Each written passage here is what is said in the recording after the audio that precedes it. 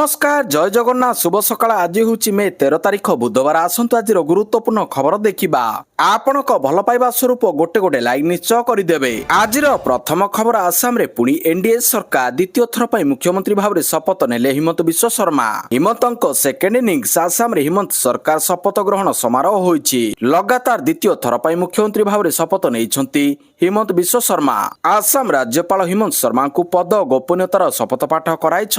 हिमंत विश्व शर्मा राज्यर प्रथम अण कांग्रेस नेता जे लगातार द्वितीय थर पर मुख्यमंत्री भाव में दायित्व ग्रहण करिसेंती। खानापड़ा भेटेनेरी कॉलेज ग्राउंड रे शपथ ग्रहण समारोह अनुष्ठित होईछि। हिमंत को टीम रे 4 जण विधायक मंत्री भाव में शपथ ग्रहण करिसेंती। आसाम रे लगातार तृतीय थर पर बीजेपी नेतृत्वाधीन एनडीए सरकार गठन करिसेंती। शपथ समारोह रे अछंती प्रधानमंत्री नरेंद्र मोदी, गृहमंत्री अमित शाह, प्रतिरक्षा मंत्री राजनाथ सिंह, केंद्र मंत्री नितिन गडकरी समेत बहु विशिष्ट व्यक्ति उपस्थित रही। परवर्ती खबर नीट यूजी परीक्षा बातिल पेपर लीक रो खोलताड़ करिवो सीबीआई।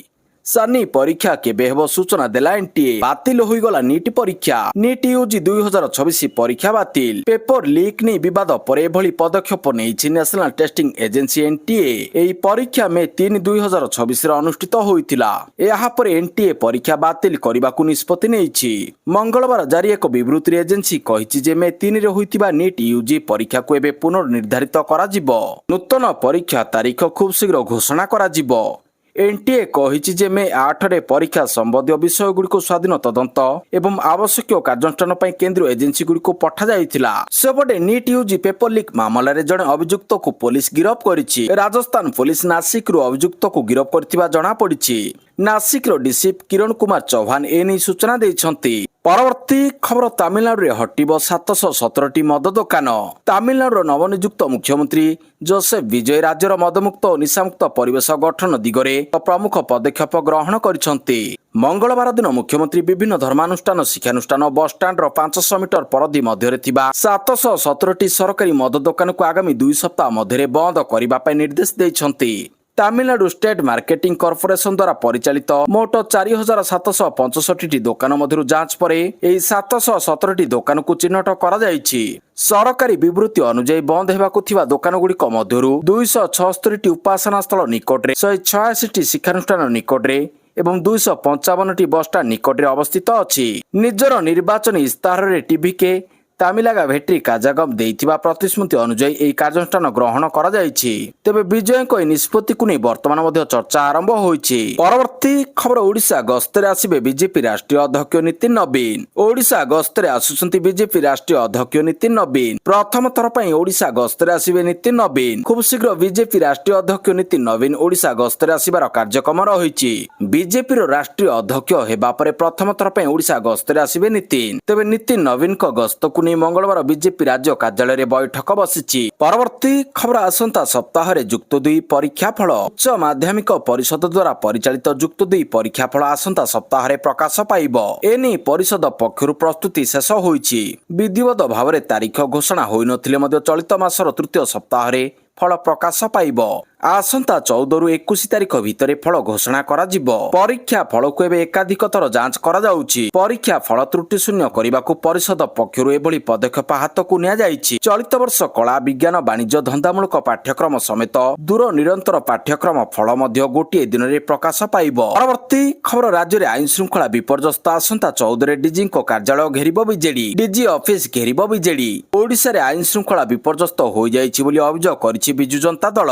ओडिशा रे डबल इंजिन सरकार बीजेपी दल क्षमतासीन हेबा परठारु सर्वसाधारण रे पुलिस कर्मी सह निरीह लोकों को हत्या, राहाजानी, अराजकता, बर्बरता, दुष्कर्म, लुंठन आदि घटना बहुमात्रा रे वृद्धि पाउछि। जेउ भली भाबरे बालियंता ठारे सौम्य रंजन को दिन 2 पहर रे पुलिस उपस्थित रे पिट दियागला।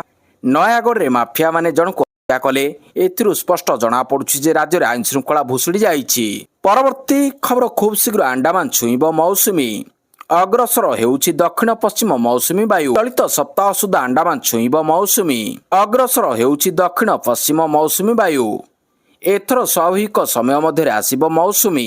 ଚଳିତ ସପ୍ତାହର ଶେଷ ଆଡ଼କୁ ଦକ୍ଷିଣ ବଙ୍ଗୋପସାଗରର ଆଣ୍ଡାମାନ ସାଗର ଏବଂ ଆଣ୍ଡାମାନ ଓ ନିକୋବର ଦ୍ୱୀପପୁଞ୍ଜର କିଛି ଅଞ୍ଚଳକୁ ଦକ୍ଷିଣ ପଶ୍ଚିମ ମୌସୁମୀ ବାୟୁ ଅଗ୍ରସର ହେବା ପାଇଁ ପାଗ ଅନୁକୂଳ ହେବାର ସମ୍ଭାବନା ରହିଛି। ଭାରତୀୟ ପାଣିପାଗ ବିଭାଗ ଏନେଇ ପୂର୍ବାନୁମାନ କରିଛି। ପ୍ରତିବର୍ଷ ମେ 18ରୁ 19 ମଧ୍ୟରେ ପ୍ରାୟତଃ ଆଣ୍ଡାମାନ ଛୁଇଁଥାଏ ମୌସୁମୀ ବାୟୁ। ଏହାପରେ ଆଗକୁ ବଢି କେରଳ ନିକଟରେ ଜୁନ ପ୍ରଥମ ସପ୍ତାହରେ ପହଞ୍ଚିଥାଏ। ପରବର୍ତ୍ତୀ ଖବର, ରାଜ୍ୟରେ ପେଟ୍ରୋଲ ଡିଜେଲ ଯଥେଷ୍ଟ ମହଜୁଦ ରହିଛି କହିଲେ ଯୋଗାଣ ମନ୍ତ୍ରୀ। ରାଜ୍ୟରେ ପେଟ୍ରୋଲ ଓ ଡିଜେଲର ଅଭାବ ନାହିଁ, ସଫିସିଏଣ୍ଟ ମହଜୁଦ ରହିଛି। ରାଜ୍ୟ ସହ ଦେଶରେ ମଧ୍ୟ ଯଥେଷ୍ଟ ମହଜୁଦ ରହିଛି। ଟାଙ୍କି କେଉଁଠି ବନ୍ଦ ହେବ ନାହିଁ, ସବୁଠାରେ ଖୋଲା ଅଛି। ମୁଁ ସ୍ଥିତି ଉପରେ ନଜର ରଖିଛି ବୋଲି ଯୋଗାଣ ମନ୍ତ୍ରୀ କୃଷ୍ଣଚନ୍ଦ୍ର ପାତ୍ର କହିଛନ୍ତି। କୌଣସି ଟାଙ୍କି ବନ୍ଦ ପାଇଁ ନିର୍ଦ୍ଦେଶ ଯୋଗାଣ ବିଭାଗ ପକ୍ଷରୁ ହୋଇନାହିଁ। ଯାହାର ଯେତେ ତେଲର ଆବଶ୍ୟକ ନେଇପାରିବେ, କିନ୍ତୁ ଆମେ ତାକୁ ଟିକେ ନିୟନ୍ତ୍ରଣ କରିବାକୁ ହେବ। ପରବର୍ତ୍ତୀ ଖବର, ନିଟ୍ ୟୁଜି ବାତିଲକୁ ନେଇ ବିରୋଧୀ ଦଳ ନେତା ନବୀନ ପଟ୍ଟନାୟକଙ୍କ ସମାଲୋଚନା। କହିଛନ୍ତି ଏହା ପରୀକ୍ଷା ବ୍ୟବସ୍ଥାର ସ୍ୱଚ୍ଛତା ନେଇ ପିଲାମାନଙ୍କ ବିଶ୍ୱାସକୁ କମ୍ କରୁଛି। କେବଳ ଅବହେଳା ନୁହେଁ, ଲକ୍ଷ ଲକ୍ଷ ପରୀକ୍ଷାର୍ଥୀଙ୍କ ପ୍ରତି ବିଶ୍ୱାସଘାତକତା। ନିଟ୍ ପ୍ରଶ୍ନପତ୍ର ଲିକ୍ ପ୍ରଥମ ଥର ନୁହେଁ, ପୂର୍ବରୁ ମଧ୍ୟ ହୋଇଛି। ଏହି ଲିକ୍ ପରିଶ୍ରମୀ ପରୀକ୍ଷାର୍ଥୀଙ୍କ ଭବିଷ୍ୟତକୁ ବିପଦରେ ପକାଉଛି। ଛାତ୍ରଛାତ୍ରୀଙ୍କ ବିଶ୍ୱାସ ଫେରାଇ ଆଣିବା ପାଇଁ ଉତ୍ତର ଦାୟିତ୍ୱ ସ୍ଥିର କରାଯାଉ। ପରବର୍ତ୍ତୀ ଖବର, ଗୁଗୁଲର ବଡ଼ ପରିବର୍ତ୍ତନ, ବିନା କ୍ୟୁଆର କୋଡ ସ୍କାନରରେ ଖୋଲିବ ନାହିଁ ୱେବସାଇଟ। ବର୍ତ୍ତମାନର ଲୋକମାନେ ସବୁ ସମୟରେ ଇଣ୍ଟରନେଟ ଉପରେ ନିର୍ଭରଶୀଳ, କାହିଁକି ନା ସେ ଆମର ଅନେକ କାମକୁ ସହଜ ଏବଂ ସୁବିଧା କରାଇଥାଏ। ଇଣ୍ଟରନେଟ ବ୍ୟବହାର କରିବା ସମୟରେ ଆପଣ ନିଶ୍ଚିତ ଭାବରେ ମୁଁ ରୋବୋଟ ନୁହେଁ କ୍ୟାପ୍ଚା ଅନେକ ଥର ଦେଖିଥିବେ। ଏହି ସିଷ୍ଟମକୁ ବଟ୍ ଏବଂ ନକଲି ଟ୍ରାଫିକରୁ ୱେବସାଇଟ ସୁରକ୍ଷା ପାଇଁ ବ୍ୟବହାର କରାଯାଏ। କିନ୍ତୁ ଏବେ ଗୁଗଲ ଏହି ପୁରୁଣା ସିଷ୍ଟମକୁ ବଦଳାଇବାକୁ ପ୍ରସ୍ତୁତ ହେଉଛି। ଗୁଗଲ ଏକ ନୂଆ QR code based human verification ସିଷ୍ଟମର ଟେଷ୍ଟ କରୁଛି, ଯେଉଁଥିରେ ୱେବସାଇଟ ବ୍ୟବହାର କରିବା ପୂର୍ବରୁ ୟୁଜର୍ସଙ୍କୁ ସେମାନଙ୍କ ଫୋନ ଲିଙ୍କ କରିବାକୁ ପଡ଼ିପାରେ। ପରବର୍ତ୍ତୀ ଖବର, ନିଟ୍ ପ୍ରଶ୍ନପତ୍ର ଲିକ୍ ଘଟଣାରେ ବର୍ଷିଲେ ରାହୁଲ ଗାନ୍ଧୀ। ପୁଣି ନିଟ୍ ପ୍ରଶ୍ନପତ୍ର ଲିକ୍। ପ୍ରଶ୍ନପତ୍ର ଲିକ୍ ଯୋଗୁଁ ବାତିଲ ହୋଇଯାଇଛି ନିଟ୍ ୟୁଜି 2026 ପରୀକ୍ଷା। ସାରା ଦେଶରେ ପ୍ରଶ୍ନପତ୍ର ଲିକ୍କୁ ନେଇ ଝଡ଼ ଦେଖିବାକୁ ମିଳିଛି। ମେ 3ରେ 22 ଲକ୍ଷରୁ ଅଧିକ ପିଲା ପରୀକ୍ଷା ଦେଇଥିଲେ। ପରୀକ୍ଷା ବାତିଲକୁ ନେଇ କେନ୍ଦ୍ର ସରକାରଙ୍କ ଉପରେ ବର୍ଷିଛନ୍ତି ରାହୁଲ ଗାନ୍ଧୀ। ସେ କହିଛନ୍ତି ପ୍ରଧାନମନ୍ତ୍ରୀ ନରେନ୍ଦ୍ର ମୋଦିଙ୍କ ତଥାକଥିତ ଅମୃତ କାଳ ଏବେ ଦେଶ ପାଇଁ ବିଶ୍ୱକାଳରେ ପରିଣତ ହୋଇଯାଇଛି। ପରବର୍ତ୍ତୀ ଖବର, ସାବଧାନ, ଜନଗଣନା ବେଳେ ଓଟିପି ଦେଲେ ଖାଲି ହେବ ବ୍ୟାଙ୍କ ଆକାଉଣ୍ଟ। ବର୍ତ୍ତମାନ ଚାଲିଛି ଜନଗଣନା। ଯଦି ପ୍ରଶ୍ନ ପଚାରିବା ବେଳେ ମୋବାଇଲକୁ କୌଣସି ଓଟିପି ଆସିବା ନେଇ କୁହାଯାଏ, ତେବେ ଓଟିପି ଦିଅନ୍ତୁ ନାହିଁ, କାରଣ ବର୍ତ୍ତମାନ ଏହାକୁ ନେଇ ହେଉଛି ଠକେଇ। ସାଇବର ଅପରାଧୀମାନେ ଆପଣଙ୍କ ଟଙ୍କା ଚୋରି କରିବା ପାଇଁ ଜନଗଣନା ଅଧିକାରୀ ଭାବରେ ନିଜକୁ ପରିଚୟ ଦେଉଛନ୍ତି। ସରକାରୀ ଅଧିକାରୀମାନେ କେବେ ମଧ୍ୟ ଆପଣଙ୍କ ଓଟିପି କିମ୍ବା ବ୍ୟାଙ୍କ ବିବରଣୀ ମାଗିବେ ନାହିଁ। ସନ୍ଦେହଜନକ ଜନଗଣନା ଆପ୍, ଲିଙ୍କ କିମ୍ବା ଏପିକେ ଫାଇଲ ଉପରେ କ୍ଲିକ୍ କରନ୍ତୁ ନାହିଁ। ଯଦି ଠକେଇର ଶିକାର ହୁଅନ୍ତି, ତେବେ ତୁରନ୍ତ 1930କୁ କଲ୍ କରନ୍ତୁ। ପରବର୍ତ୍ତୀ ଖବର, ନିଜର ବ୍ୟକ୍ତିଗତ ଜ୍ୟୋତିଷଙ୍କୁ ଓଏସଟି ଦାୟିତ୍ୱରେ ନିଯୁକ୍ତ କଲେ ବିଜୟ। ତାମିଲନାଡୁ ରାଜନୀତିରେ ଏବେ ଏକ ନୂତନ ଅଧ୍ୟାୟ ଆରମ୍ଭ ହୋଇଛି। ଅଭିନେତାରୁ ଜନନେତା ପାଲଟିଥିବା ଥାଲପତି ବିଜୟ ମୁଖ୍ୟମନ୍ତ୍ରୀ ଭାବରେ ଶପଥ ନେବା ପରେ ଏବେ ପ୍ରଶାସନିକ ସ୍ତରରେ ବଡ଼ ଧରଣର ଅଦଳବଦଳ କରିବା ଆରମ୍ଭ କରିଛନ୍ତି। ନିଜର ବ୍ୟକ୍ତିଗତ ଜ୍ୟୋତିଷ ରାଧନ ପଣ୍ଡିତ ଭେଟ୍ରିଭେଲଙ୍କୁ ତାମିଲନାଡୁ ସରକାର ଏକ ଗୁରୁତ୍ୱପୂର୍ଣ୍ଣ ପଦବୀରେ ନିଯୁକ୍ତ କରିଛନ୍ତି ବିଜୟ। ବିଜୟ ରାଧନ ପଣ୍ଡିତଙ୍କୁ ଓଏସଟି ପଦବୀରେ ନିଯୁକ୍ତ କରିଛନ୍ତି। ରାଧନ ପଣ୍ଡିତ ବିଜୟଙ୍କ ନିର୍ବାଚନ ବିଜୟ ପାଇଁ ଭବିଷ୍ୟତବାଣୀ କରିଥିଲେ। ପରବର୍ତ୍ତୀ ଖବର, ସୁରକ୍ଷା ବାହିନୀକୁ ସଫଳତା, ମାଓ ଡମ୍ପ ଠାବ, ବିପୁଳ ପରିମାଣର ଅସ୍ତ୍ରଶସ୍ତ୍ର ସହ କୋଟିରୁ ଉର୍ଦ୍ଧ୍ୱ ଟଙ୍କା ଜବତ।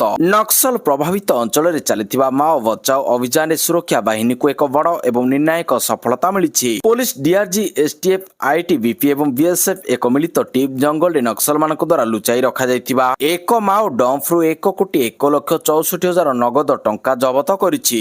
ଘଟଣାସ୍ଥଳରୁ ଅତ୍ୟାଧୁନିକ ଅସ୍ତ୍ରଶସ୍ତ୍ର, ବିପୁଳ ପରିମାଣର ଗୁଳିଗୋଳା, ବିସ୍ଫୋରକ ଏବଂ ନିତ୍ୟ ବ୍ୟବହାର୍ଯ୍ୟ ସାମଗ୍ରୀ ଜବତ କରାଯାଇଛି।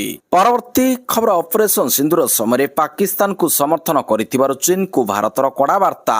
ଚୀନ ଅପରେସନ ସିନ୍ଦୁର ସମୟରେ ପାକିସ୍ତାନକୁ ସାହାଯ୍ୟ କରିଥିଲା ଏବଂ ଚୀନ ଏହାକୁ ସ୍ୱୀକାର କରିଛି। ଏହାପରେ ଭାରତୀୟ ବୈଦେଶିକ ମନ୍ତ୍ରାଳୟ ଏକ ବିବୃତ୍ତି ଜାରି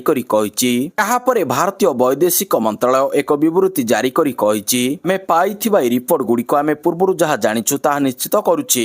ମନ୍ତ୍ରାଳୟ କହିଛି, ଅପରେସନ ସିନ୍ଦୁର ସମୟରେ ପାକିସ୍ତାନକୁ ଚୀନ ସହାୟତା ସମ୍ପର୍କରେ ବୈଦେଶିକ ମନ୍ତ୍ରାଳୟ କହିଛି, ଏହା ଦେଶମାନଙ୍କୁ ଆତ୍ମଚିନ୍ତନ କରିବାକୁ ପ୍ରେରଣା ଦିଏ ଯେ ଆତଙ୍କବାଦୀ ଭିତ୍ତିଭୂମିକୁ ସୁରକ୍ଷା ଦେବା ପାଇଁ ପ୍ରୟାସକୁ ସମର୍ଥନ କରିବା ସେମାନଙ୍କ ପ୍ରତିଷ୍ଠାକୁ ପ୍ରଭାବିତ କରେ କି ନାହିଁ। ପରବର୍ତ୍ତୀ ଖବର, ରାସ୍ତାରେ ନମାଜ ପଢିବା ବ୍ୟାନ୍, ପଥରେ ଫିଙ୍ଗିଲେ ହେବ କାର୍ଯ୍ୟାନୁଷ୍ଠାନ। ଆକ୍ସନ ମୋଡରେ ପଶ୍ଚିମବଙ୍ଗ ବିଜେପି ସରକାର। ରାସ୍ତାରେ ନମାଜ ବ୍ୟାନ୍। ପଶ୍ଚିମବଙ୍ଗରେ ଶୁଭେନ୍ଦୁ ଅଧିକାରୀଙ୍କ ନେତୃତ୍ୱାଧୀନ ବିଜେପି ସରକାର ନିର୍ବାଚନ ବେଳେ ଦେଇଥିବା ପ୍ରତିଶ୍ରୁତି ପୂରଣ କରିବାକୁ ଆଗେଇ ଆସିଛନ୍ତି। ଏଣିକି ରାଜ୍ୟରେ ରାସ୍ତା କଡ଼ରେ ନମାଜ ଉପରେ ପ୍ରତିବନ୍ଧକ ଲଗାଯିବ ଏବଂ ରାସ୍ତାରେ ପ୍ରାର୍ଥନା କରିବାକୁ ଅନୁମତି ଦିଆଯିବ ନାହିଁ ବୋଲି ରାଜ୍ୟ ବିଜେପି ବିଧାୟକ ଅର୍ଜୁନ ସିଂ କହିଛନ୍ତି। ଇଣ୍ଡିଆ ଟୁଡେ ଟିଭିକୁ ସାକ୍ଷାତକାର ଦେଇ ଶ୍ରୀ ସିଂ ଏହି ସୂଚନା ଦେଇଛନ୍ତି। ପରବର୍ତ୍ତୀ ଖବର, ଇରାନ ଆମେରିକା ଯୁଦ୍ଧ ମଧ୍ୟରେ ପ୍ରଧାନମନ୍ତ୍ରୀଙ୍କ ବିଦେଶ ଗସ୍ତ। ପ୍ରଧାନମନ୍ତ୍ରୀ ନରେନ୍ଦ୍ର ମୋଦି ଖୁବ୍ ଶୀଘ୍ର 5ଟି ଦେଶ ଗସ୍ତରେ ଯିବେ। ବୈଦେଶିକ ମନ୍ତ୍ରାଳୟ ପକ୍ଷରୁ କୁହାଯାଇଛି ଯେ ପ୍ରଧାନମନ୍ତ୍ରୀ ନରେନ୍ଦ୍ର ମୋଦି 15ରୁ 20 ତାରିଖ ପର୍ଯ୍ୟନ୍ତ ୟୁଏଇ, ନେଦରଲ୍ୟାଣ୍ଡ, ସ୍ୱିଡେନ, ନରୱେ ଏବଂ ଇଟାଲୀ ଗସ୍ତ କରିବେ। ପ୍ରଧାନମନ୍ତ୍ରୀ ମୋଦି 15 ମେରେ ସଂଯୁକ୍ତ ଆରବ ଏମିରେଟ୍ସ ୟୁଏଇର ଏକ ସରକାରୀ ଗସ୍ତରେ ଯିବେ, ଯେଉଁଠାରେ ସେ ୟୁଏଇ ରାଷ୍ଟ୍ରପତି Sheikh Mohamed bin Zayed Al ନାହ୍ୟାନଙ୍କ ସହ ସାକ୍ଷାତ କରିବେ। ଦୁଇ ନେତା ଦ୍ୱିପାକ୍ଷିକ ପ୍ରସଙ୍ଗ, ବିଶେଷ କରି ଶକ୍ତି ସହଯୋଗ ଏବଂ ପାରସ୍ପରିକ ସ୍ୱାର୍ଥର ଆଞ୍ଚଳିକ ଏବଂ ଅନ୍ତର୍ଜାତୀୟ ପ୍ରସଙ୍ଗ ଉପରେ ମତ ବିନିମୟ କରିବାର ସୁଯୋଗ ପାଇବେ। ପରବର୍ତ୍ତୀ ଖବର, 11 ଘଣ୍ଟାରେ ପହଁରି ପହଁରି ଶ୍ରୀଲଙ୍କାରୁ ଯାଇ ଭାରତରେ ପହଞ୍ଚିଲେ ଦମ୍ପତି। ଶ୍ରୀଲଙ୍କାରୁ ଭାରତ ପର୍ଯ୍ୟନ୍ତ ରାମ ସେତୁ ଦେଇ ପାଣିରେ ପହଁରି ପହଁରି ଆସିଲେ ଦମ୍ପତି। ଗୋଟିଏ ଦେଶରୁ ଅନ୍ୟ ଦେଶକୁ ଆସିବା ସମ୍ଭବ ନୁହେଁ, ଏହାକୁ ସମ୍ଭବ କରି ଦେଖାଇଛନ୍ତି ବେଙ୍ଗାଲୁରୁ ଆଇଟି ପ୍ରଫେସନାଲ ଦାନିଶ ଆଦି ଏବଂ ଭୃଶାଲି ପ୍ରସାଦେ। 11 ଘଣ୍ଟାରେ 32 କିଲୋମିଟର ରାସ୍ତାକୁ ଅତିକ୍ରମ କରି ଇତିହାସ ସୃଷ୍ଟି କରିଛନ୍ତି ଏହି ଦମ୍ପତି, ଯାହାର ଭିଡିଓ ଏବେ ସୋସିଆଲ ମିଡିଆରେ ଖୁବ୍ ଜୋରରେ ଭାଇରାଲ ହେବାରେ ଲାଗିଛି। ପରବର୍ତ୍ତୀ ଖବର, ବିଶ୍ୱ ସଂକଟର ମୁକାବିଲା ଲାଗି ପ୍ରଧାନମନ୍ତ୍ରୀଙ୍କ ନିବେଦନ ପରେ 40ରୁ ଅଧିକ ଦେଶ ଶକ୍ତି ସଞ୍ଚୟ ପାଇଁ ନେଲେ ପଦକ୍ଷେପ। ସାମ୍ପ୍ରତିକ ବିଶ୍ୱ ସଂକଟ ସମୟରେ ବିଭିନ୍ନ ଦେଶର ସରକାର ଖର୍ଚ୍ଚ ହ୍ରାସ, ଯାତ୍ରା କମାଇବା ଏବଂ ଶକ୍ତି ସଂରକ୍ଷଣ କରିବାକୁ ନିୟମିତ ଭାବରେ ନାଗରିକମାନଙ୍କୁ ନିବେଦନ କରୁଛନ୍ତି। ଏହି କ୍ରମରେ ପ୍ରଧାନମନ୍ତ୍ରୀ ନରେନ୍ଦ୍ର ମୋଦି ମଧ୍ୟ ସଂଯମତା ଅବଲମ୍ବନ କରିବା ଲାଗି ଅପିଲ କରିଛନ୍ତି। ତାଙ୍କର ଏହି ନିବେଦନ କୌଣସି ବ୍ୟତିକ୍ରମ କିମ୍ବା ଅତ୍ୟାଧିକ ନୁହେଁ। ବିଶ୍ୱର କେତେକ ଦେଶ କେବଳ ନିବେଦନ ଠାରୁ ଆଗକୁ ବଢି ବିଭିନ୍ନ ବାଧ୍ୟତାମୂଳକ ନିୟମ ଲାଗୁ କରିଛନ୍ତି। ଏସବୁ ଦେଶ 2026 ତୈଳ ସଂକଟର ମୁକାବିଲା ନିମନ୍ତେ ଇନ୍ଧନର ଯୁକ୍ତି ସଙ୍ଗତ ଉପଯୋଗ, ବାଧ୍ୟତାମୂଳକ ଭାବରେ ଘରୁ କାମ କରିବା, ଇନ୍ଧନ ବ୍ୟବହାର ପାଇଁ ନିର୍ଦ୍ଦିଷ୍ଟ ସୀମା ଲାଗୁ କରିବା, ଗାଡି ବେଗ ହ୍ରାସ ଏବଂ ଯାତ୍ରା ଉପରେ ଅଙ୍କୁଶ ଲଗାଇବା ଭଳି ପଦକ୍ଷେପ ନେଇଛନ୍ତି। ପରବର୍ତ୍ତୀ ଖବର, ପ୍ରଥମ 10 ଦିନରେ ଜମ୍ମୁ ଶ୍ରୀନଗରରେ ବନ୍ଦେ ଭାରତ ଏକ୍ସପ୍ରେସରେ ଯାତ୍ରା କରିଛନ୍ତି ପ୍ରାୟ 45,000 ଯାତ୍ରୀ। ଜମ୍ମୁ ଶ୍ରୀନଗର ଭିଭି ସେବା ପ୍ରଥମ ସପ୍ତାହରେ 28,762 ଯାତ୍ରୀଙ୍କୁ ସେବା ଯୋଗାଇ ଦେଇଛି। ତୀର୍ଥଯାତ୍ରୀ, ପର୍ଯ୍ୟଟକ ଓ ସ୍ଥାନୀୟଙ୍କ ପାଇଁ ନୂଆ ସୁବିଧା ଗ୍ରୀଷ୍ମରେ କାଶ୍ମୀରକୁ ଆଉ ନିକଟତର କରୁଛି ଏହି ସେବା। ବିମାନ ଓ ସଡ଼କ ତୁଳନାରେ ଅଧିକ ସୁଲଭ ମୂଲ୍ୟରେ ଉପଭୋଗ କରନ୍ତୁ କାଶ୍ମୀରର ସ୍ୱର୍ଗୀୟ ସୌନ୍ଦର୍ଯ୍ୟ। ପରବର୍ତ୍ତୀ ଖବର, କଳାମଣ୍ଡଳର ନିର୍ମାଣ କାର୍ଯ୍ୟକୁ ଶୀଘ୍ର ଶେଷ କରିବାକୁ ସଂସ୍କୃତି ମନ୍ତ୍ରୀଙ୍କ ନିର୍ଦ୍ଦେଶ। କଳାମଣ୍ଡଳ ପ୍ରକଳ୍ପ କାର୍ଯ୍ୟର ସମୀକ୍ଷା। ଭୁବନେଶ୍ୱର ସୈନିକ ସ୍କୁଲ ନିକଟରେ ନିର୍ମାଣାଧୀନ କଳାମଣ୍ଡଳ ପ୍ରକଳ୍ପ କାର୍ଯ୍ୟର ସମୀକ୍ଷା କରିଛନ୍ତି ସଂସ୍କୃତି ମନ୍ତ୍ରୀ ସୂର୍ଯ୍ୟବଂଶୀ ସୁରଜ। କଳାମଣ୍ଡଳର ନିର୍ମାଣ କାର୍ଯ୍ୟକୁ ଯଥାଶୀଘ୍ର ସମାପ୍ତ କରିବା ପାଇଁ ସଂସ୍କୃତି ମନ୍ତ୍ରୀ ନିର୍ଦ୍ଦେଶ ଦେଇଛନ୍ତି। କଳାମଣ୍ଡଳ ପ୍ରକଳ୍ପ ନିର୍ମାଣ କାର୍ଯ୍ୟର ଅଗ୍ରଗତିକୁ ନେଇ ସଂସ୍କୃତି ମନ୍ତ୍ରୀଙ୍କ ଅଧ୍ୟକ୍ଷତାରେ ଏକ ବୈଠକ ଅନୁଷ୍ଠିତ ହୋଇଥିଲା। କଳାମଣ୍ଡଳ ବୁଲି ଦେଖିବା ସହ ଏହାର ନିର୍ମାଣ କାର୍ଯ୍ୟକୁ ତ୍ୱରାନ୍ୱିତ କରିବା ପାଇଁ ମନ୍ତ୍ରୀ ଶ୍ରୀ ସୁରଜ ଇଡ୍କୋର ଅଧିକାରୀମାନଙ୍କୁ ନିର୍ଦ୍ଦେଶ ଦେଇଥିଲେ। ପରବର୍ତ୍ତୀ ଖବର, ଆମ ସୁବାହକ ଯୋଜନାରେ ସ୍ୱାବଲମ୍ବୀ ହେଉଛନ୍ତି ମହିଳା।